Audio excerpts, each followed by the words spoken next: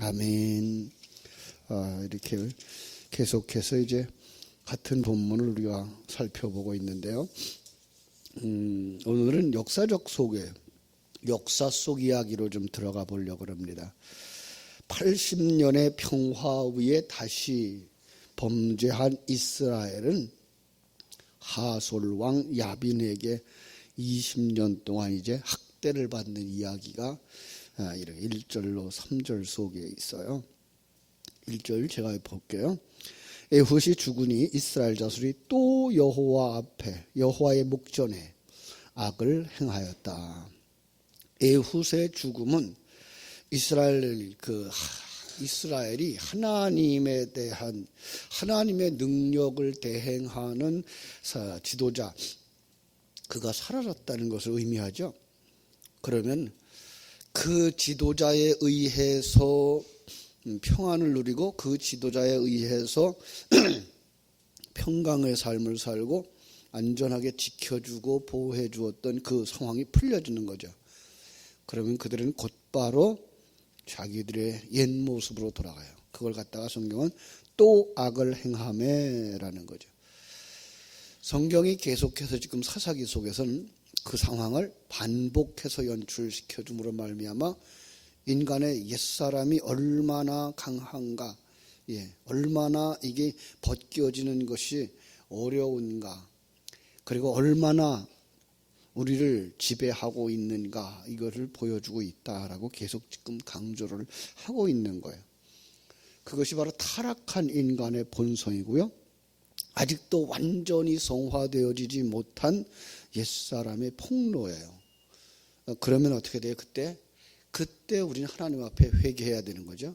그걸 갖다 지금 사사기에서는 부르짖는다 이런 말로 쓰고 있는 거예요. 하나님은 그래서 우리들을 하여금 부르짖는 자리로 이끌어내고 있는 거죠. 기도의 자리로 이끌어내고 있는 거예요. 그래서 거기서 하나님의 관점으로 하나님의 사람으로 이렇게 변화되도록 하나님이 이끌어 가시는 모습을 우리가 볼 수가 있습니다. 그걸 갖다가 이제 하나님은 자기 백성이 그렇게 범죄할 것이나 그렇게 악한 것을 벗어버리지 못하는 상황을 모르시는 분이 아니죠. 하나님은 아셔요. 모든 걸 다 아시는 분이니까 그럼에도 불구하고 그들을 진노의 채찍을 사용하셔요. 이 진노의 채찍이 임할 때에 보아야 될 것이 두 가지죠. 하나는 너 그대로 살다가는 지옥 간다라고 하는 경고고요. 너 그러니까 그때에 뭐 하라고요? 회개하고 돌아와라라고 하는 그런 메시지가 그 속에 들어가 있는 거예요. 우리 인생을 살아갈 때도 마찬가지예요. 하나님의 백성들에게 하나님께서 깨닫게 하시는 은혜가 있어요. 그 깨닫게 하시는 그 은혜가 있을 때 우리는 정말 돌아올 줄 아는 사람들, 하나님 앞으로 돌아오고 진리 가운데로 돌아오고 기도 가운데로 돌아올 수 있는 사람들이 되셔야 합니다. 그래서 그걸 갖다가 여기에 지금 시스라를 묘사하고 있고요. 여호와께서 하솔에서 통치하는 가나안 왕 야빈의 손에 그들을 파셨으니, 이건 돈 주고 팔았다는 얘기와 똑같다. 그래서 그건 돈 주고 사와야 된다라는 얘기라고 그랬죠. 그 팔았다 사왔다 하는 건 바로 구원의 이야기를 대속자인 예수 그리스도를 통해서 구원하실 것에 대한 암시를 우리에게 하고 있는 거죠. 그죠? 그래서 그 아마도 납달리 지방에 속한 그 북부 가나안 성읍이 이 하솔 지역이 아니었을까라고 생각을 해볼 수 있고요. 여호수아의 군대가 한번 점령을 했던 것이에요. 여호수아서 11장에 가보면은 그 지역에 대한 상황이 묘사되고 있는데, 그때도 이름이 야빈이에요. 여호수아가 그것을 점령했을 때에도 그 지역의 왕의 이름이 야빈이에요. 그래서 그 똑같은 동일한 인물은 아니죠. 왜냐하면 약 100년 이상의 시간이 지났으니까요. 그렇다면 그건 그 지방, 하솔 지방에 있는 왕이 전통적인 이름인 거죠. 애굽의 왕이 바로인 것처럼, 그죠? 그 블레셋 왕이 아비멜렉인 것처럼, 무조건 그 왕이 되어지면 그렇게 불렀던 거예요. 야빈 왕은 그런데 3절에 보니까 철병거가 900대가 있었대요. 900대. 그래서 20년 동안 이스라엘 자손을 심히 학대하였으므로 이스라엘 자손이 여호와께 부르짖었더라. 이스라엘이 그래도 큰 성읍이잖아요. 이제는 큰 그 나라잖아요. 그런데 그걸 병거 900대 가지고 다스릴 수는 없죠. 그래서 이걸 갖다가 우리는 이렇게 봐요. 그 가까이에 있었던 그 납달리 지파 사람들, 왜냐하면 6절이나 10절에서 납달리 사람들의 이야기가 계속 나오고 있기 때문에 그 납달리 사람들을 괴롭게 했던 것, 이렇게 보는 거예요. 아유, 감기가 들은 것 같아요. 납달리 지방의 상황 그 자체를 납달리 지파 사람의 상황으로만 보는 게 아니고 이스라엘 전체의 상황으로 보고 있는 이런 모습이고요. 더 나아가서는 하나님의 택한 백성들 전체 상황으로 보실 수 있도록 이렇게 묘사하고 있는 부분이죠. 여기 학대했다라고 하는 것은 이게 라하트라는 단어인데 비틀어 짜다라는 뜻이에요. 비틀어 짜다.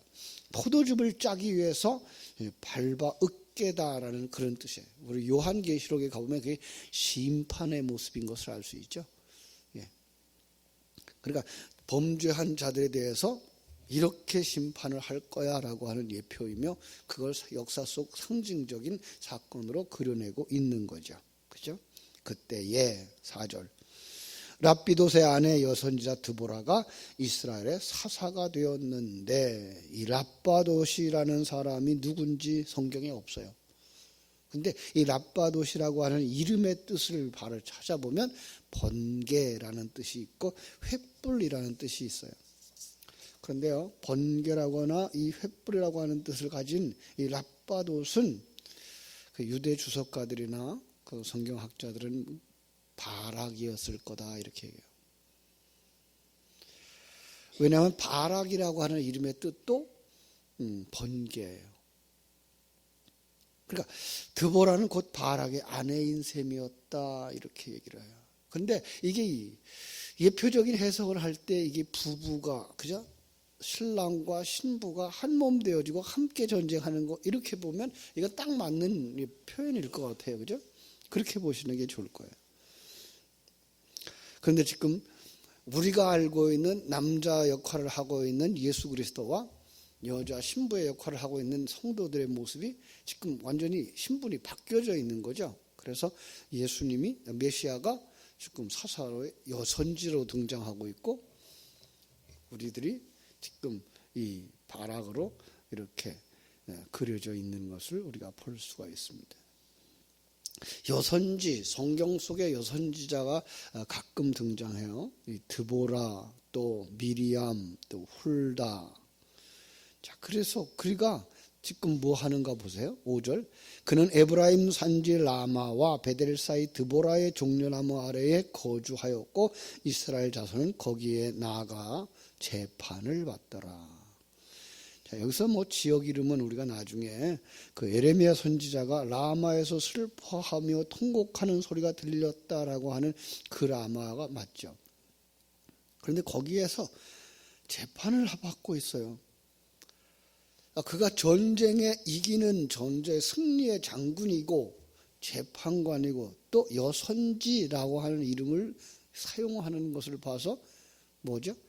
왕의 역할, 재판관의 역할, 그죠? 재판관, 다시 말하면 제사장의 역할, 그리고 선지자의 역할, 기름 부음 받은 메시아의 그 역할을 그가 다 하고 있는 것 우리가 여기서 살펴볼 수가 있게 됩니다. 다시 말하면 그건 메시아의 예표였다라는 것을 드러내는 거죠. 자, 이제 드보라가 바락에게 납달리 자손과 스불론 자손 1만 명을 거느리고 다볼산으로 가라 명령을 합니다. 6절 말씀입니다. 납달리 자손과 스불론 자손, 그 하솔왕 야빈에게 가장 많이 괴로움을 당했던 지파였을 거다라는 추측을 합니다. 그래서 그들이 앞장서서 선봉장이 되어서 나가서 싸워야 되는 거예요. 그런데 그 이제 5장으로 가서 보시면 드보라의 노래가 나오는데 거기에는 두 지파 외에 다른 지파도 나오는 것을 봐서 전쟁은 이스라엘의 전쟁, 하나님의 백성들의 전쟁 이렇게 묘사해내고 있는 것입니다. 7절에 보면 하나님께서 이스라엘 백성들을 이렇게 합니다. 내가 야빈의 군대 장관 시스라와 그의 병거들과 그의 무리를 기손강에서 이끌어 내게 이르게 하고 그를 내 손에 넘겨주리라 하셨느니라. 예. 그 너를 그 손에 붙였다. 내 손에 붙였다. 내 손에 넘겨준다. 이건 바로 성경 속에서 하나님께서 승리를 보장한 그런 약속의 말씀인 것 우리가 알 수 있죠. 그래서 이제 야빈의 군대를 기손강으로 이끌어내고 그를 이제 바알락의 손에 넘겨주고 있는 모습을 보게 됩니다. 하나님의 약속이죠. 이스라엘이 이길 수 없는 자들, 그런데 그를 이기게 하는 자, 하나님의 보냄을 받은 자인 것 우리가 알 수가 있습니다. 과거 이스라엘이 대적에게 완전히 패하였듯이 이제 야빈의 그 시스라가 군대가 꼼짝없이 이스라엘에게 패하고 말 거다라는 거예요. 승리의 보장이에요. 8절 바알락이 그에게 이르되 만일 당신이 나와 함께 가면 내가 가려니와 만일 당신이 나와 함께 가지 아니하면 나도 가지 아니하겠노라. 역사 속에 인간 남자로 보면 그건 굉장히 연약한 자의 모습이죠. 그죠? 여자의 그 신분이 어떤 거라 그랬어요? 숫자에도 들어가지 못하고 남편의 그 수하에 있고 아버지의 수하에 있는 존재. 스스로는 서원도 할 수 없고 스스로는 무엇을 결정도 할 수 없고 그 약속한 것을 안 지켜도 뭐라고 하지 않는 아주 가치도 없는. 왜 그렇게 묘사한다고요? 우리의 모습이라고요. 우리가 하나님의 아버지의 편에 있을 때에 하나님이 우리를 보장해 주시고 신랑 되신 예수 그리스도 안에 있을 때에 우리가 우리의 존재감이 있는 거지, 아버지를 떠나고 예수를 떠나면 우리는 아무것도 아닌 그런 존재. 그래서 그 전쟁에 하나님이 같이 가지 않으면 나는 못 갑니다. 이건 성도의 마땅한 표현인 거죠. 우리는 여기서 지금 드보라와 바알락의 이야기를 하고 있기 때문에 이 바알락이 어쩌면 저렇게 못났냐라는 이야기를 합니다만은 그게 우리의 모습이어야 하는 거죠. 주님이 함께 하지 않으면 나 이거 못합니다. 주님이 함께 해주셔야만 합니다. 라고 정상적인 이야기를 하고 있는 이야기로 지금 보실 수가 있는 거죠. 바알락은 전쟁에 드보라와 함께 출전을 합니다. 그죠? 성도는 예수와 함께 싸우지 않으면 이길 수 없다는 사실을 아는 사람들이기 때문에 그렇습니다. 바알락은 하나님께 받은 소명에 대해서 자신이 그 소명을 감당하기에 부족하다고 느꼈기 때문에 드보라와 동행하기를 요청했다라고 주석가들은 이야기를 합니다. 모세도 그랬어요. 모세도 소명을 받았을 때 자신의 그 약점을 내세우면서 거절을 하죠. 난 입이 둔합니다. 그랬더니 하나님이 붙여주죠. 함께 갈 자를. 기드온도 그랬어요. 하나님의 부름을 받았을 때 자신의 비천함을 이유로 거절해요. 그런데 9절에서 이렇게 말하죠. 내가 반드시 너와 함께 가리라. 얼마나 감사한 일이에요. 이걸 여자 드보라와 남자 바락으로 보시면 남자가 어째 그렇게 연약하냐라고 볼 수 있지만 이제 이틀 동안에 우리가 계속해서 드보라는 메시아의 상징이다라고 이야기를 했기 때문에 그 메시아가 우리에게 이렇게 약속해 주신 거예요. 내가 너와 함께 가랄게. 모세에게 약속해 준 말씀이었고 여호수아에게 말씀해 주신 말씀이고 오늘 우리들에게 말씀해 주시는 약속인 거예요. 하나님이 우리와 함께 하시는 줄로 믿습니다. 그래서 승리할 거라는 거예요. 그러면 승리할 거라는 거예요. 그러나 내가 이번에 길에서는 영광을 얻지 못하리니 그러죠. 당연한 거죠. 우리는 이 세상에서 그 어떤 그 승리의 일을 거두어도 그 영광을 우리가 취하면 안 되는 자죠. 누구에게 영광을 돌려요? 여자에게. 진정한 메시아에게 지금 영광을 돌려드리는 모습을 여기서 그려내고 있는 거죠. 그렇죠? 바락과 드보라가 함께 1만 명을 데리고서 올라갑니다. 10절. 바락이 스불론과 납달리 게데스로 부르니 10,000명이 그를 따라 올라가고 드보라도 그와 함께 올라가니라. 10,000명 역시 10이라는 숫자에 그죠? 상징적인 상황이죠. 10 곱하기 10 곱하기 10 온전한 사람 모두 다 전심전력해서 그죠?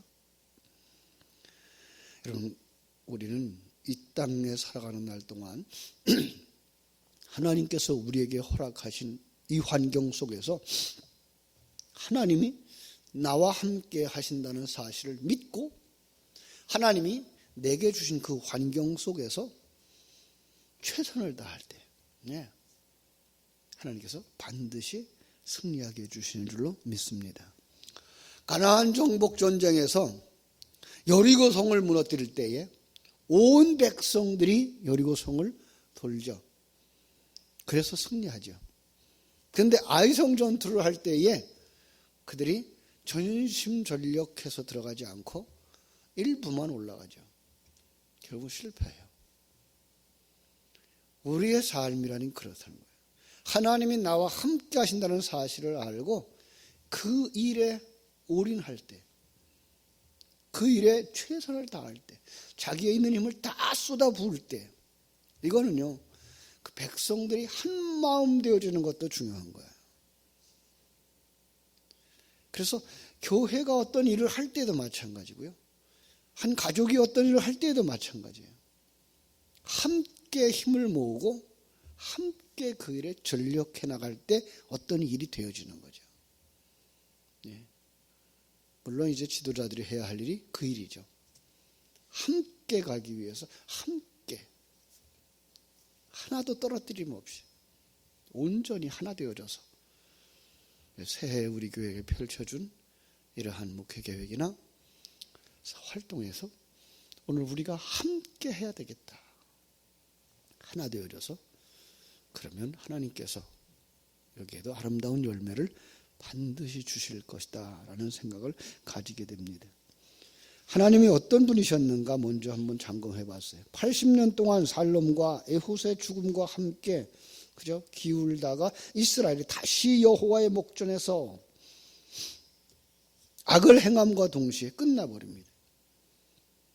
하나님께서 하솔의 가나안 왕 야빈의 손에 그들을 20년간 넘기셔서 쥐어짜고 짓밟히도록 허락하시는 거죠. 그게 은혜라는 거예요. 그래야만 뭐 할 수 있어요? 그래야만 부르짖는 거예요. 우리에게 기도 제목을 기도할 수밖에 없는 상황으로 밀어넣어 주시는 그 하나님, 그게 은혜인 거죠.